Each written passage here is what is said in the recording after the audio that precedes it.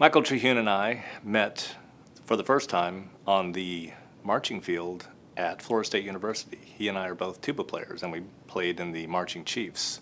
Mike and I are very different in many ways, but I think that our differences actually are very complementary to one another. He's very athletic, and I'm not so much, and I am a kind of a nerd, geeky type with computers and what have you, and he's much more of an outdoorsy type of individual. It was a friendship that blossomed, and from there we went on. He was my best man in my first wedding, and we have maintained our steady friendship since the mid-'80s. Michael Terhune has an interesting history in his family. His father and his siblings all were called to duty.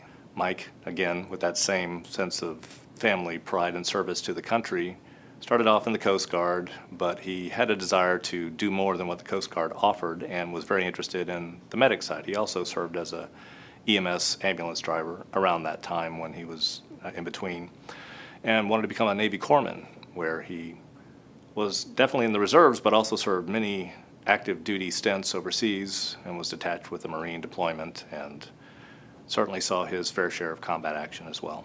He has a huge desire to serve others, as was indicated, of course, by his service in the military and also his career path, as he started as an EMT and went back, of course, to get his firefighter certification at TCC, and then started down his path being a firefighter and an EMS.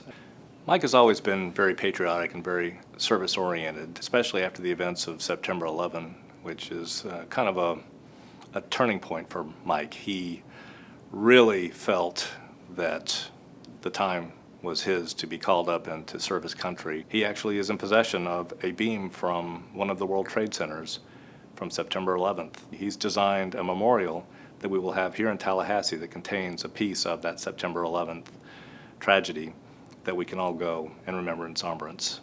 His Operation One Voice is a extension of that. He feels that those who have served need to be honored. And part of that initiative is to make sure that many who, even from wars back even in probably World War II at this point, given the age of some of those individuals, may have no one left to adequately honor and serve them. And there are a number of groups that do that, but he has a very pointed sense of not just for those who serve in the military, but also those who serve in the line of duty as police officers, first responders, firefighters, EMT. It's a very personal and very important thing for him to be able to make sure that those people are adequately recognized and given the dignity, especially at the time of death, for when they are put to rest.